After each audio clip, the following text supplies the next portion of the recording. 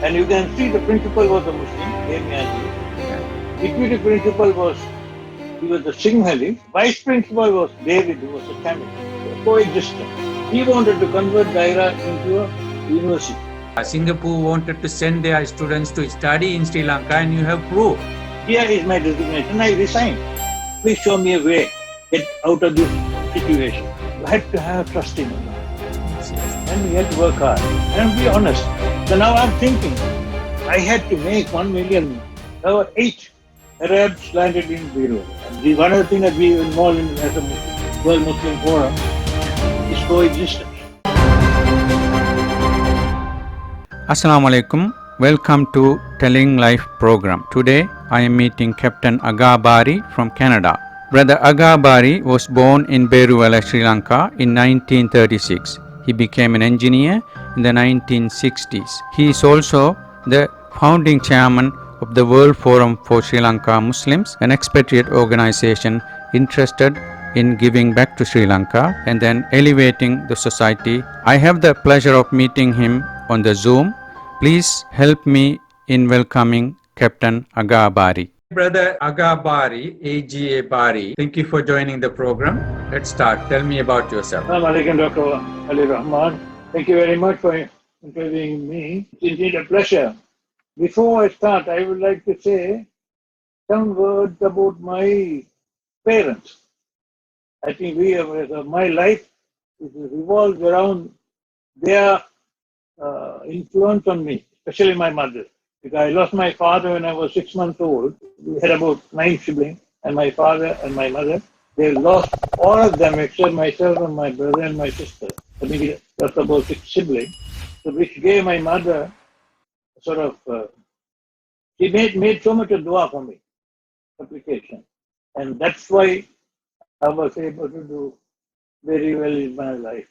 You see, even in my note that I sent you, I would have said, changing adversity into excellence. So it says a lot.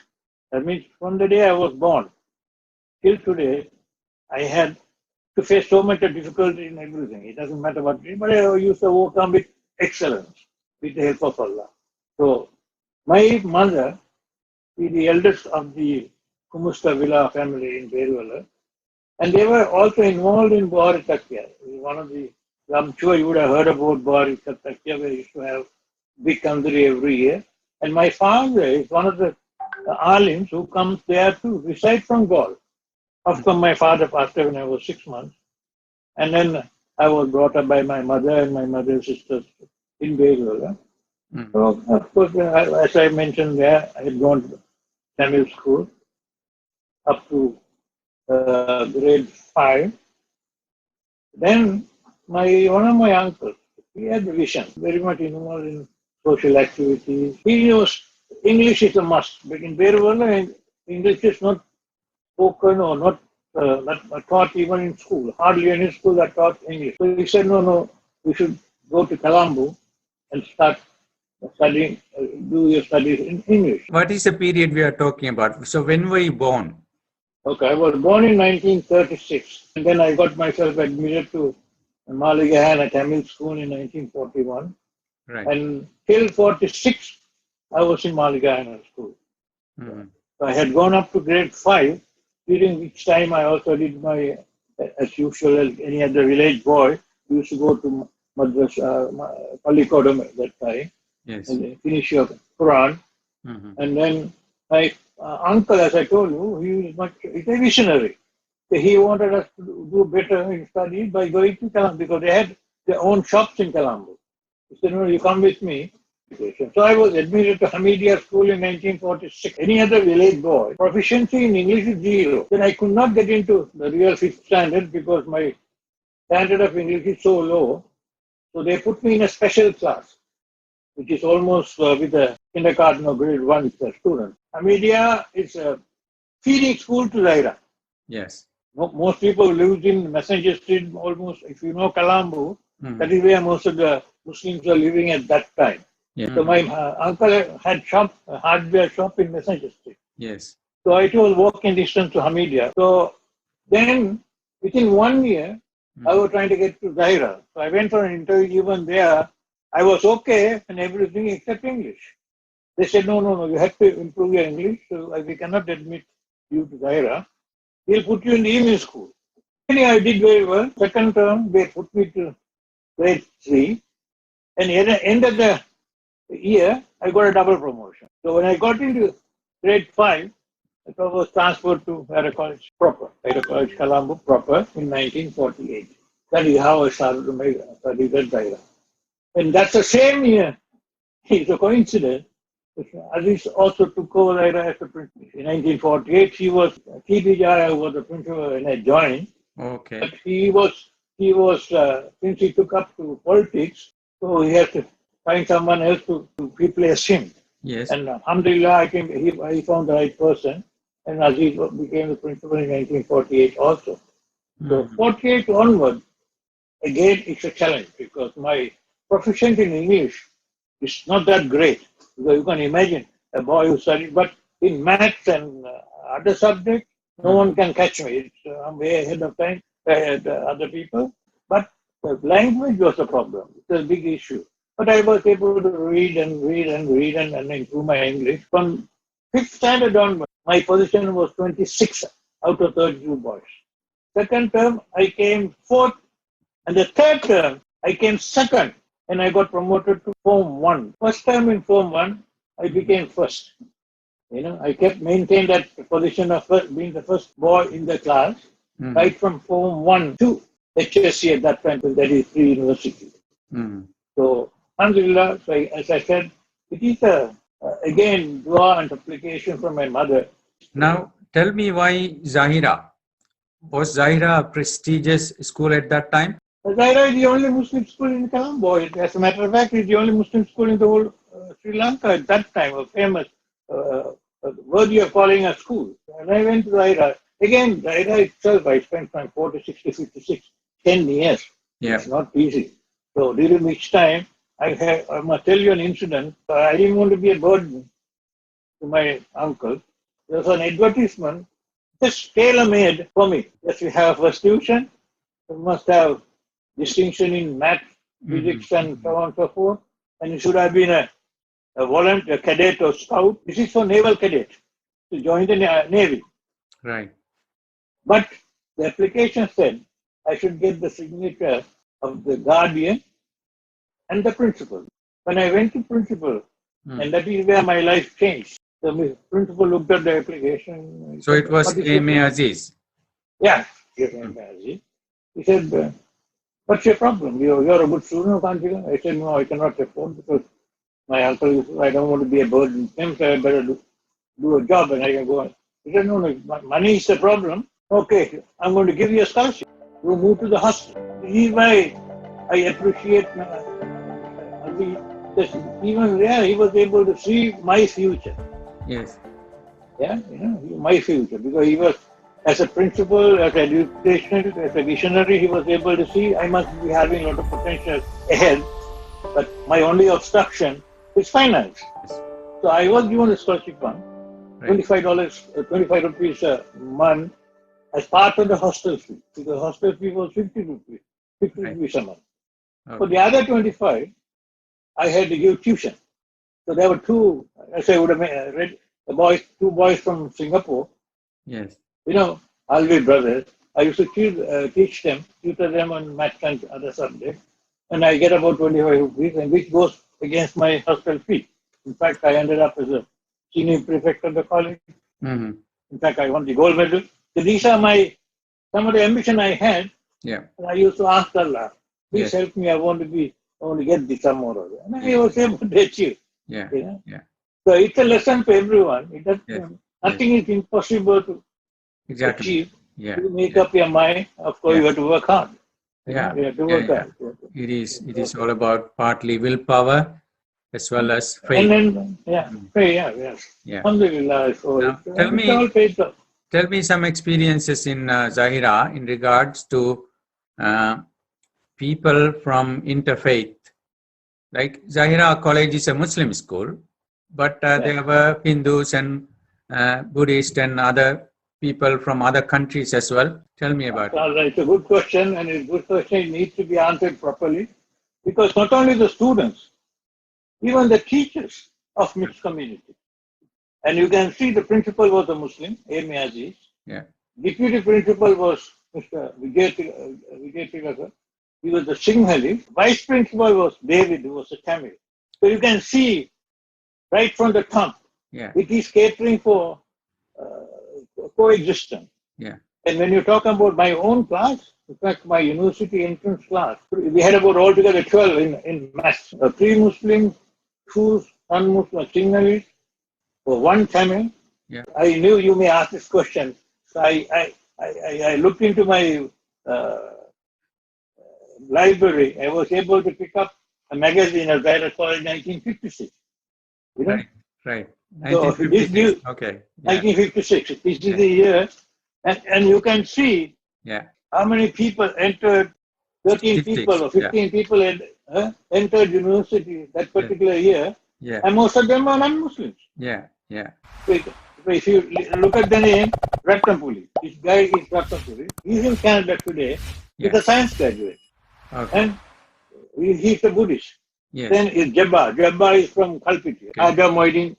These are Muslims, right? Yeah. And you have got Rahman, the Tamil. Yeah. Leslie Pereira, a Sinhalese. Bandula Ratna, Buddhist. Tuli de Silva. He's a professor of chemistry today. He's living in Colombo. Yeah. You know, and then Gunatilaka, I think he's a medical doctor. Yeah. So you see, it's a mixture of all community. 13 people entered university in that particular year. Yes. In fact, I wrote an article. Yes. It appeared in the paper known as Zaila, the rise, the fall, and re-rise of Zaira. Oh, okay. So you may ask me why there's a fall. Yeah. In 1956, 1956-57, that particular known as the golden era. Yeah. Zaira was the best school in Sri Lanka. Right. Right. Zaira. We had 100% entry to university. 100% sometimes. In 50s, there's only one university. Yes. Known as University of Ceylon. Yeah. So we had one year we had 100%. You know. And then sports, especially in shooting, 50% of the Sri Lankan team are from Zaira. So whether it's education, academic or non-academic, or Zaira was top. Unfortunately, there was a mishap. 61 or 62, I'm not very sure about the age. Government of Sri Lanka introduced a bill. There will not be any more assisted schools. It will be either private school or government school. Zaira was an assisted school at that time. So they had to either go as private or government will take over, right? So Mr. Azeez, again he had a vision. He wanted to convert Zaira into a university, cultural university at that time. And he had all plans. Bill was drawn by Dr. Guruge. So in that bill, there is a provision, like all the communities, there will be a provision for them to convert one of the schools into university, provided they are private schools. Yeah. Provided they are private schools. Oh, okay. It will be converted into university with time. Mr. Azeez took a chance and said, okay, I'm going to go private. Yes. I will go private till the time, such time that it becomes university. He knew the problem that he will face with the community in collecting money to be a private school. He knew that. But if somebody is going to be a very short period, he is well connected. He knew exactly what's going on in the government. So he said, okay, we will take it through for some time. We will convert this, we will get this converted into university.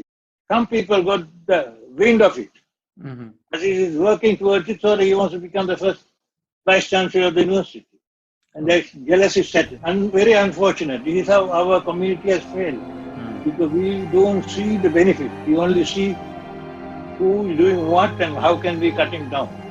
You know? So the arrangement was at that time, Mosque committee will give 50,000 rupees towards the total expenses per month was 110,000 rupees.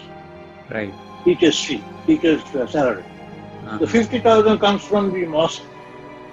60 has to be collected from the public. I can remember being an old boy, we used to go around and collect money. 1 rupee, 2 rupees, 5 rupees, 10 rupees, 50 rupees from various people every month. You don't pay the salary by 10th of the following month. Yeah. Government will take over the school.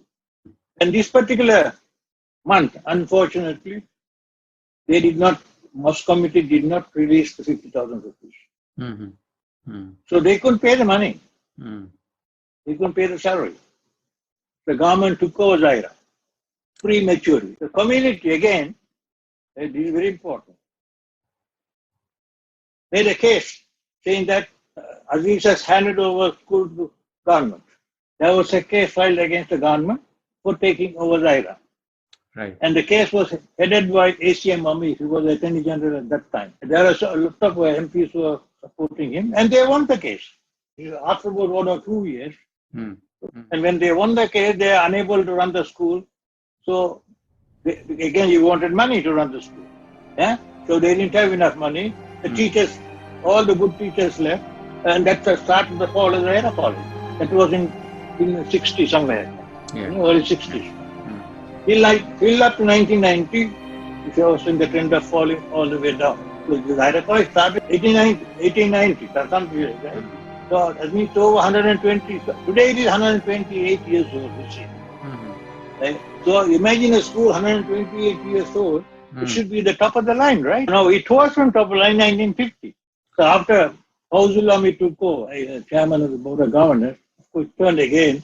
Oh, alhamdulillah, Zahira is doing very well. Okay, now let's talk about your university entrance and the life. So you were one of the top ones in the school. Even university, Dr. Rahman, at that time, the deputy principal was in charge of selecting where the students should apply. So I applied for engineering. They are the ones who determine. Because they want to get the maximum best results, right? Because so engineering is impossible. Zahira never sent anyone to engineering after 48. There was one entry in 1948. So now 48, 55, 56, hardly any. The previous year, I showed you Haja Moedin, he was the best student the previous year. He applied for engineering, he failed. Right. So, that's the best, he was the best student. So the deputy principal came to me and said, Barrie, you don't apply because you will fail. Yeah. I want good results, I apply for science. Yeah. I can still remember telling him, sir, no, let me try again because I'm still young. I was thinking in my mind, I don't want to, if I miss engineering, I want to be in the police force. Or I want to take up TCS, one of the two. For that, you have to be under 24. So I said, even if I fail, I still can do a 3-year science degree. I can still be under 24. So I gave the good reason why I want to try. And he said, okay. Alhamdulillah, again, another challenge as usual. Yeah. I came out with four A's and then I did very well because being not only good in education, in studies, I was also a good sportsman. This is a plus point. Yes. To enter. So two of us entered engineering, myself and Leslie Perron, the other Sinhalese boy. But he did not go through university. He joined the Navy. Without going to university, he joined the Navy. Again, university itself is 4 years of challenge all the time. So it was in Colombo. Colombo. And Mr. Azeez, he thought I was a very good student. And he even took a bet with one of his friends, who was Dr. Salim. I don't know if you heard of him. His son entered engineering from Royal College. His son. So they are good friends. Probably they would have been talking to each other. He said, my son is also there. Oh yeah, I got my best student also entered engineering and so on. So when it came to first exam, that is known as Part 1 engineering, he got a first class. Salim got a first class. I just passed, unfortunately, because I was more interested in sports. I was playing rugby, I was getting more involved in sports. Mr. Salim came and told Mr. Azeez, principal, you are talking so much about your student. Mm. We just passed and my son got first class. So he doesn't speak that much of a good student. Yeah. So Azeez called me. He said, what is wrong with you? I said, why sir? No. I thought, my friend, that you are the best student and you will do very well in the game, but you have just passed and his son has got first class. So yeah, I spent all my time with him. Sir, don't worry. The final, if he gets a first, I'll get a super first. I had to give up. I gave up all my sports. I made up my mind to do very well in the exam. So to cut the story short, he just passed. I got a second class. Okay. Congratulations. So, no. This again. Yeah. You have the Allah's blessing. Yeah, of course. You have Yeah. and you have to work hard. Merit of the exam, and in university, especially if you do well, the first 5 are selected to be instructors or helpers. Yes. So I got selected as one of the instructors. Yes. Okay. During that time, there was a team of engineers came from Nigeria to recruit people to Nigeria. I got selected as an assistant professor, lecturer to go to Nigeria. Yes. So I was so happy. I thought my mother will be happy. So I went and told my mother, I got a job. She said, no, you are not leaving. You are not leaving me. As far as I am living, you are going to be here. Okay. So I remember carrying the offer. I said, yes, Mom, I will never go. You know, that is again, I'm telling all this, you have to have the blessings of the mother. Then I got selected to railway. So my first job was railway. And then it was 1965. So I was now getting, as you said, your question to answer. Yeah, I'm ready to get married now. So I had gone 65 December to Beruwela to make some arrangement for the wedding. Yeah. Then I had a call from the railway. Holiday cancelled, report back to duty because there was a major disaster in Mana, cyclone. It's a major cyclone in 1965 December. Chief engineer at that time is Mr. Wfslm. He'll go onto the site and he assessed the damages and he has sort of recruited people and he said it can be finished in 6 weeks. The message I got was report to him at Anuradhapura, even in the middle of the night, don't worry, just disturb because they normally sleep. The engineers, they sleep in the saloon. The saloon means it's a living thing that you can attach to the train and you can go anywhere you want. You stay there, you work, and it's known as a saloon, you know. So he said, I'm in the saloon, you put me up anytime you come there. So I reached Anuradhapura about 2 o'clock in the morning from Beruwela, right? So when I reached him, he said, yes, I received the damage that you have got in Mana. 6 miles of track has got damaged. It's going to cost me so much of money. Don't worry about the money. I had told all the station masters, whatever collection they have, they will give you for your expenses. Keep track of money. And also I had recruited 300 people, casual labor, to return it, and I want to finish in 6 weeks. Okay. So that's what he told me. I said, okay, good. And I went there next morning. By the time I went to Mana from Anuradhapura, it took another 6-8 hours. The next morning I reached there and I walked the entire 6 miles. So they are working day and night, double shift, to finish in 6 weeks. So I walked the entire thing, came back and called. I said, I sent a message to all the foremen. I said, no more day and night work, all had to go to sleep. So, and I had a meeting with all the foremen. I said, I asked them one question. How long will you take to do 1 mile? He said 1 week. So that is why we have come out with 6 miles, 6 weeks. I said, okay, since we can do 1 mile in 1 week, I'm going to do this work in 1 week. He said, yes, I'm going to divide this place into 6 miles. Okay. I'm going to give you 6 groups of people. Okay? You had to finish your work in 1 week. Today, no night work, it's morning 6 to evening 6. You take whatever number of people, they only wanted 50 people each for each mile, 1 week. So we gave and we finished the work in 1 week. And that is one of the things that I have did well in railways. And immediately I was promoted district engineer, even though I was assistant district engineer.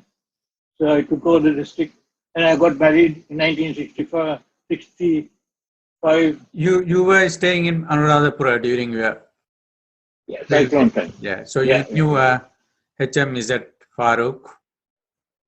Yeah, yes, because at that time, it's another interesting era of our life. Yeah. And Anuradhapura is a Buddhist center, city for the Buddhists, right?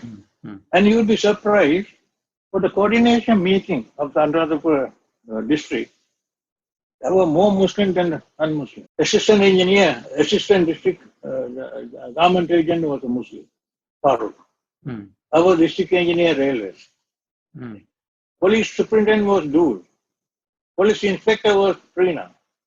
DMO, medical officer was Dr. Mohammed. So village chairman was CP Mohammed. So there were more Muslims in the coordinating meeting than non-Muslims, Okay. So that's a coincidence, yeah. That's a coincidence because it goes to prove at that time Muslims were doing very well. Now we are not doing well. I don't know why. Yeah. So it seems like it was a bit like a golden era for those who really went on that path, getting educated, Yeah. And then that, coming back to Zahira days, I forgot to ask one question. You see, when we talk about Sri Lankan economy, we always kind of compare, Singapore aspired to be, wanting to be like Sri Lanka. And then you had Singapore students at Zahira. Singapore wanted to send their students to study in Sri Lanka, and you have proof. Yeah, right. Yeah, that's the proof we have. That's the proof we have. Zahira had students from not only from all districts of Sri Lanka, because we had Muslim students from all parts of Sri Lanka, whether it's Vetiklo, whether it is Akurana, whether it is Gaul, Matra. In addition to covering entire district in Sri Lanka, we also had students from abroad. There were Pakistani students, there were Malaysian students, there were South African students, the Nigerian students, then Singapore.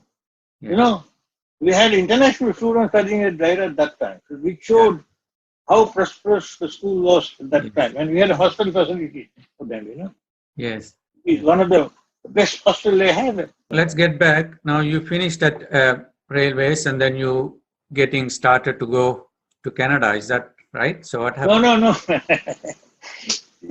Again, when you ask me, it goes back to even in railways, I had a challenge because, as I told you, I'm not from a rich family. I had to earn and look after. During my towards the end in 1965, 66, the year I got married, my mother fell sick. So I had to have enough money to look after my wife and my mother. And I also had a baby. My first child was. So my salary of 500 rupees, 600 rupees were not enough at that time to cope up with all this.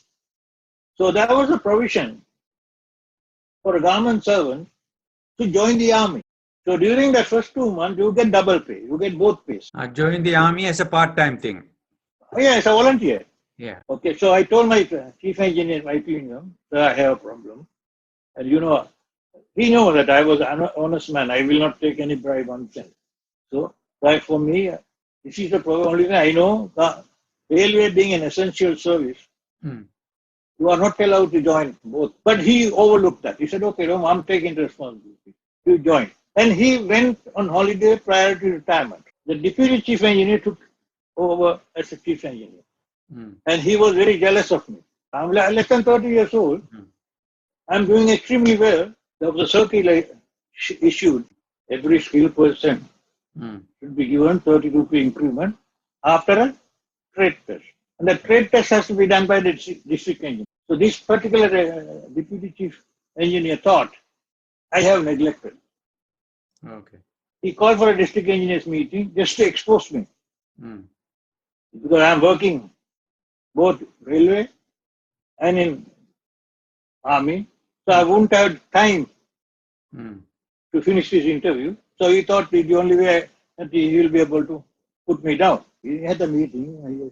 And then, first of all, he got the best engineer, one Mr. Ratnasingham. I asked him, Mr. Atman Singham, how many people have you interviewed and what is your percentage of implementation of circular so and so? He said he had done 60%. Okay? And he had done 60%. Like that, he was going down 60, 40, 30. Came to me. I said I had done 98%. I said, Mr. Paul, I told him, yeah, you call this work meeting not to take, you want to put me in trouble. And you don't like my face. Here is my resignation. I resigned. I resigned right there in front of all the people. Because I knew because this man is very vindictive. So I was taking the night mail to Trinco. I had resigned, but still I have the facility. I'm still a district engineer. Okay. So we are given a berth and we are given the best of the, your berth have two levels, right? Bottom and the top. And most people get the bottom one. That is the most comfortable one, right? So being a district engineer, I get the bottom one. I was about to go there. Then an elderly man, I got my partner in that berth to go. And he was trying to go up. I told him, no, you don't need to go up. You sleep here, I'll go up. Then we became friendly and he said, where are you? I said, I'm not employed. Huh? What? How can you be? I said, yeah, I want the railway, but I resigned. Okay, we are looking for a job, engineer. When you go to Colombo, why don't you contact our general manager? That was CDE, Ceylon Development Engineering. They are the Beruwela project managers. So you got the Beruwela job from a train. Well, exactly, yeah. You see, again, can you imagine you need more money and you have resigned one job and you are going, thinking of all this problem in your head and Allah sends you, here you are. And my salary in Beruwela job was, how much? 4 times the government salary. I was placed at 1,800 rupees a month. At that time it is very handsome salary compared to 400 or 500 in railways and 500 plus 500,000. Okay, and I had given a car and a driver. It's a different thing altogether. And then I left to Canada. That's how I left to Canada. What was the year? 1969. 1969. So I would have been 33 years old, 32 plus. Yeah. I would have been 3 years old, just 3. Anyway, mashallah. So even there, going to Canada, selecting Canada was a challenge. So I had a chat with Mr. Azeez. I told him I'm trying to migrate, I'm going to leave Sri Lanka, I'm going to other countries. He said, if you want to go, I was telling him I was trying to go to Middle East. He said, no, don't go to Middle East. Because it's not a place for young people like you. You go to one of the affluent countries like either Canada, Australia. So then he said, go to Canada because no one has explored Canada yet. Because since you are going over, go to a place where no one has gone. England is full of Sri Lankan, Australia. People are gone all. But Canada was not the popular place for Sri Lankan at that time. So I told my cousin who was in Germany, said I'm trying to go to Canada. If you want, you also come to Canada. So he also migrated from Germany to Canada, and I also migrated. So when I went, he was already there, so it was helpful for me. So I went with my wife and 2 children. So taking a chance all the way. So alhamdulillah, it was good that he had gone ahead from Germany, and he had already established. He was there about 1.5 years before me.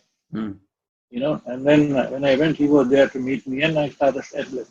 So again, while coming from the airport to the house, I saw a board, Quits Construction. So I was thinking to myself, Allah, I come all the way here, I need your help again. If I can get a job in this, that's my line, construction. Yeah. And of course, I landed in Canada on 10th of April. So whole of April I was resting, I didn't want to. And I applied to this company. He said, yes, there is an opening, provided we get the job. And they got the job, and I also given the job. So that was my first job as a project engineer. I was the first Sri Lankan engineer to become a professional certificate license in Canada. Right. In 1969. And I did very well there. I had thing is of organizing a project to start, because in any construction project, Yeah. there are two difficult areas. One is to start, second is to finish off. Yeah. So of the two, starting is more important than finishing. Yeah. That is where contractor makes all the money at the Yeah. start. Yeah. So I was specializing in that, in everywhere. I was able to do about 8 to 9 jobs within about 4 or 5 years for highways and what do you call them, bridges, Yeah. harbor construction, Yeah. heavy construction. I was doing extremely well. Mm-hmm. The very first, this is very important, honesty again. Yeah. If you want to get ahead in your life, you have Yeah. to be very, very honest. Yeah. One of the subcontractors approached me, 72 January or so. He is a supplier for expansion joints, okay? And he lost the project to our company. He came to me and said, Aga, I'm going to give you an offer if you can get me this job. What is it? I'm going to reduce the price by 10% and I'm going to give you 5%. So there will be a 15% reduction in the price, of which 5% you will get it personally, 10% to the company, if you can get me the job. So, bigger project engineer, I said, yes, I'll get it, don't worry. So I went to the owner. I told him, Sid, I have an offer from a subcontractor. He lost the job. Now he is giving you 15% discount. Will you take it? Yeah, I'll take it. So he also gained, because 15% is about 8% less than the job that he's going to give to the other. So he gave this job for 15%. So this man got the job, but he was very angry. He said, I gave you 5%, but you have given all 15%. I said, you wanted the job, right? How I got it is not your problem. Well, giving 15% discount, all 15% will go to the company. I said, okay. Anyway, he got the job. This was in 1971. 1975, from this guy, after 5 years, I never had any contact with him. He said, Aga, what are you doing for these Christmas holidays? I said, nothing. Can you go to Middle East and promote my expansion joint? Because Middle East was just coming up. And I asked him, why, out of all the people, why are you calling me to do it? No, you are the only honest man I can think of in Canada. I said, okay. So, holidays, I went and I did the promotion, 21. Then when I came back, someone has started the rumor that I have gone to Middle East looking for a job for me. So one of the vice presidents called me and said, Aga, I hear you are gone. I said, no, I never went with that. Since you have planted that idea into my mind, I may take it, because when I was there, someone offered me a job. Yeah. But I brushed it off because I was not interested, because I'm doing very well here. And I left. He said, anytime you want to come back, the doors are open. Don't worry. You can come. Anyway, that's another story. That's how I ended up in Middle East. Okay. So what was it like in working in the Middle East itself? And my intention to go to Middle East, in 1975, my last job with pitch construction, I was complaining. I was asking Allah, oh Allah, help me, because I came to Canada to bring up my children properly. The way the things are going, I'm not spending much time with them. They are getting stray. We are spending all our weekends having parties, going there, going here. It's not the right way to bring up the family. Please show me a way, get out of this situation. That's the answer to that dua, was the call from that boy, that man, for me to go to Middle East. You understand? Yeah. That was, Allah has shown me we go this way. So when I went there, someone offered me a job. And then I never had any intention of leaving. Since because one man accused me, he gave me, okay, you take a decision, and I ended up there. So this is again from Allah, where I was very happy when I went there, because I ended up in Medina. I was able to put my children in Arabic school there. We were able to give them the proper foundation for 2 years, and they were completely sort of transformed into more of a real Islamic way of living, in Medina. Alhamdulillah. So these are the best thing that I had by going to Middle East. Right. And also the job that I had was also my own line in the construction. I was a construction manager, you know. So I was able to enjoy the work. I was able to get a lot of money. I was able to get my children in the right direction. And all around, it was a very good move. I started in Medina. From Medina, I came to Riyadh. From Riyadh, I went to Dammam. Right. You know, going to Dammam, it's another, as I say, Story. different experience. This is a story by itself. Yeah. Because I was a construction manager in Riyadh Yeah. for this Canadian firm, Capt. Mm. So we had a project in Dammam. It was run by an American. And that project was so hard. Overnight, the American threw the whole thing and went away without telling anyone. He just, he could not run the job. Yeah. He just, so then we had to find another replacement. Yeah. And you can't find a replacement overnight. It takes about 1, 2, 3 months sometimes. Hiring an engineer to work. So in the till then I put in a proposal to the Ministry of Housing till I find a person that I will go and run. He said, no, you don't even get in there because you are not qualified. These are the words used by the Deputy Minister at that time. You are not even qualified to be assistant engineer in that project. How can you run that project? You are not qualified. You get a right man from, get an American. We had American. Replace it with an American. I said, don't worry, I won't replace, but till such time there has to be someone there. And I don't want money. I'm going there to run it. So with reluctance, we said agree. I was there. Within about 1 month, the same deputy minister comes to the site and begging you, Mr. Barrie, don't get anyone else. You continue. You had to have trust in Allah. Yes. And we had to work hard. And be honest. These are 3 things, Yeah. Let's move on. Now you move to Malaysia, is that right? Yes. Now, before I moved to Malaysia, Dr. Khalil, the Dammam job was coming to an end. Yeah. And then I was supposed to go back to Canada. Mm. I was supposed to go back to Canada. Mm. So in the meantime, my 2 elder children got married in Sri Lanka. So I went to Sri Lanka, gave them in marriage. Mm.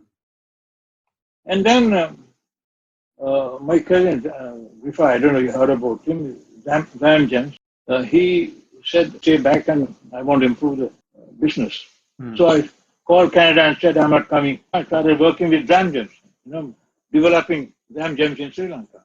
Okay. So, and then I went back in January, sometime in August, my cousin Rifai comes to me and said, at that time we had already arranged to give his son, my younger daughter. He comes to me and said, well, we're going to have the wedding in December. I said, no, impossible. I don't have any money. So immediately in August, again, I was praying Allah to show me a way. I get a call from a friend of mine in Saudi. Can you join me in the States? I'm going for a meeting. Please sit with me for the meeting. I will send you the tickets and I'll give you $5,000 for expense and things like that. So I left there to the States and I sat with him for the meeting and we had a good meeting. We were trying to promote some business, which we have.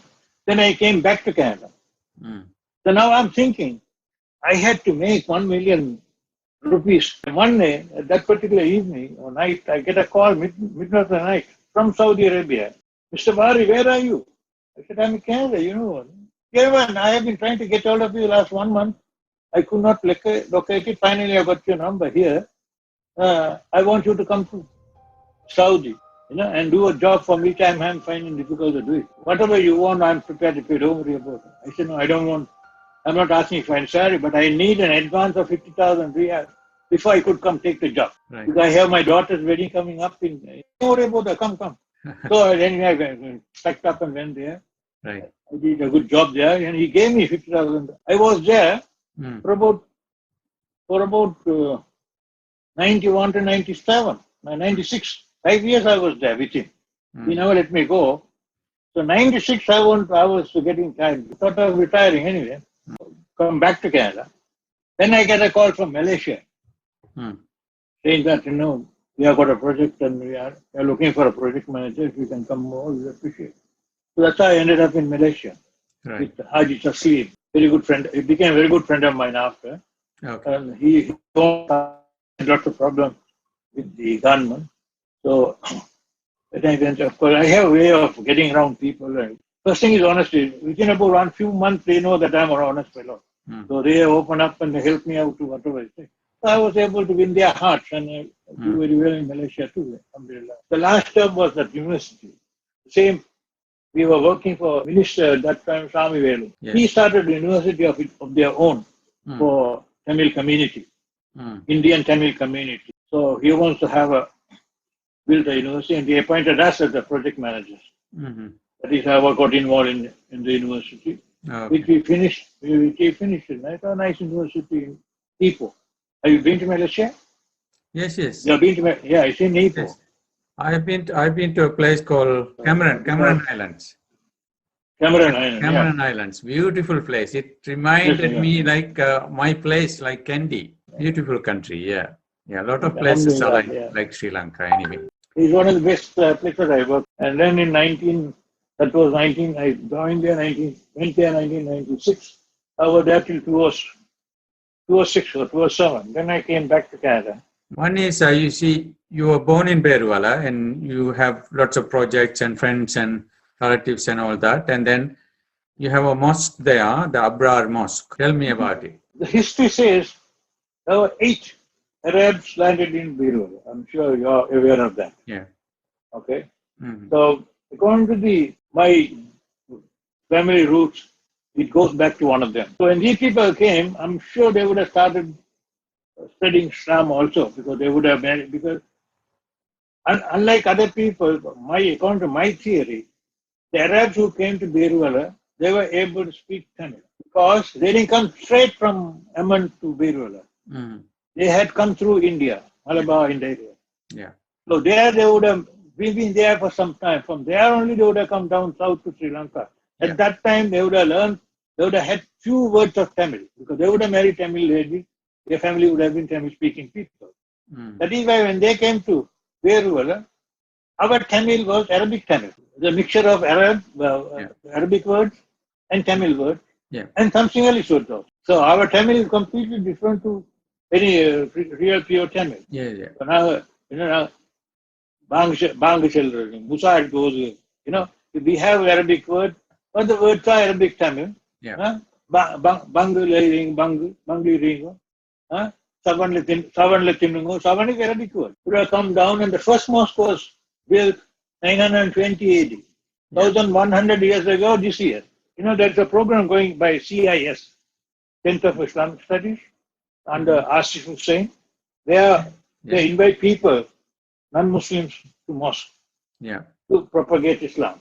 So this was one of the projects we intend doing in Abrar was to convert this into a center like that. So the last meeting we had with the trustees of the mosque and Imtiaz Baki Maka and Azeez Hussain and some architects, how to convert this area into a tourist attractive. And we're trying to build a museum in one of the rooms so that when people come, we will explain how the Arabs came to Beruwela, how Islam spread from there onward.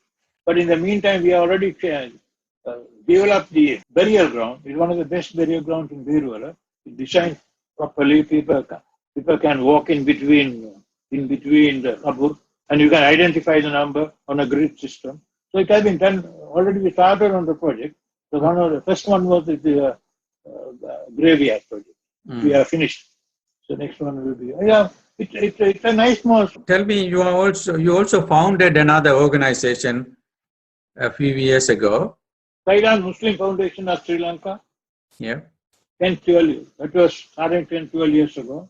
Yeah. It is still functioning in Sri Lanka. Then we had a branch in Canada. Yeah. Sri Lankan Muslim Foundation of Canada. Mm-hmm. But I think you are talking about the World Muslim Forum. Yes. The reason why we promoted this idea was after about eight years ago, when we had the problem, some extreme articles have been written against Islam and all that. To counter this, we had to come out with a professional way of answering. Instead of everyone getting into the van and writing, they said, no, we will hire professional journalists and then counter these people. It is about combating hate speech. Exactly. And we did very well. We did so well. The Daily News gave a special page for Latif Farooq, he's one of our members, to write about Islam.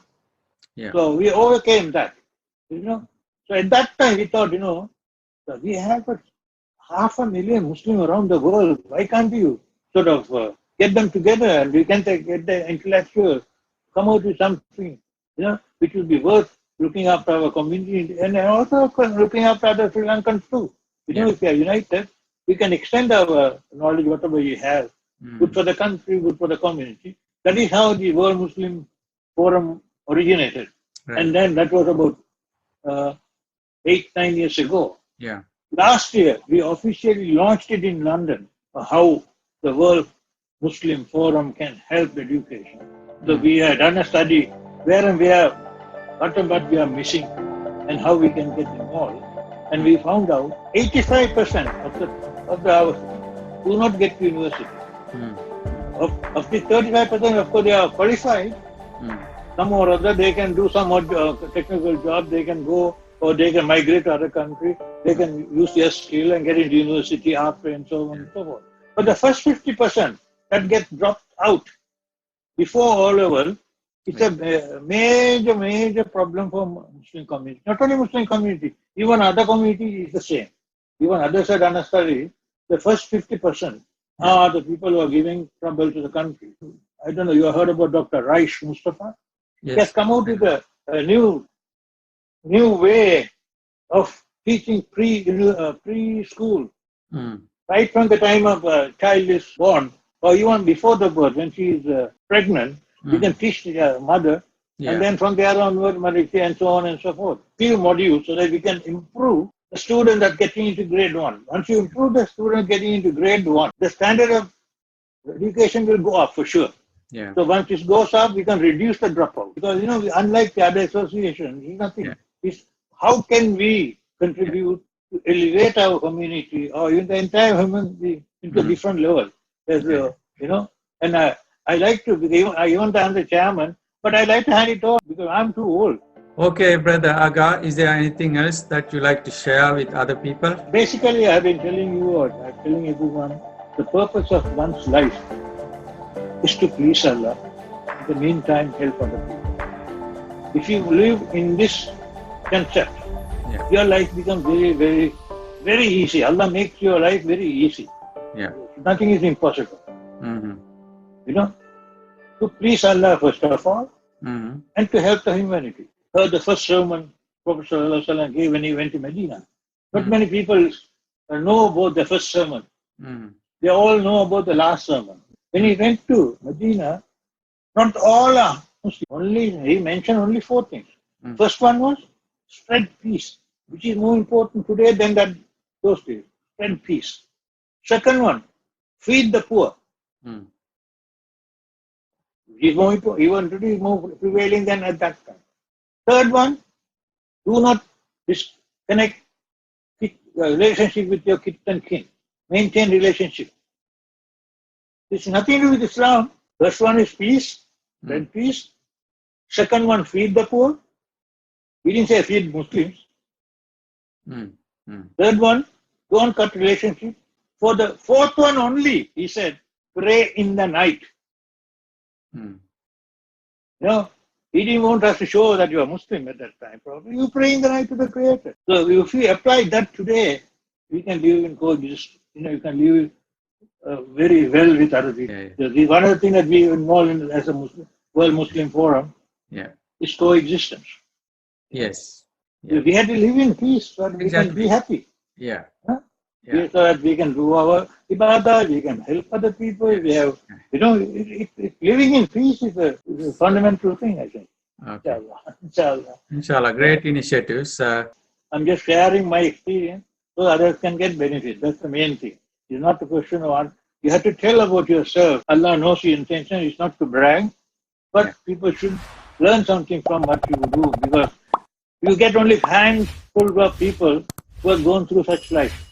Exactly. You know, those people, not only me, anyone who has gone through, should share why did they overcome the problem? How did they overcome the in fact, I have written few books, leadership, Islamic concept, ABC of leadership. I have put all the characteristics that is required for a leader under alphabetical order, ABC, like ability, bravery, C, and so on. And I have put, and given Quranic ayat and hadith to support it. So, again, the purpose of this program is also exactly what you said. It is about partly to identify certain people's experiences and then share. So human experience is very, very unique, and then the technology these days allows for that. So we can preserve some of the memories. There are so many things you can. Inshallah, so your program is very worth listening. Very nice to talking to you, brother. Very nice. Aga Barrie. So you have done so much in your life and you have given to other people as well. Inshallah, we'll keep in touch. Thank you for joining the program. Assalamu alaikum. Thank you very much, Dr. It was a pleasure. Alaikum salam.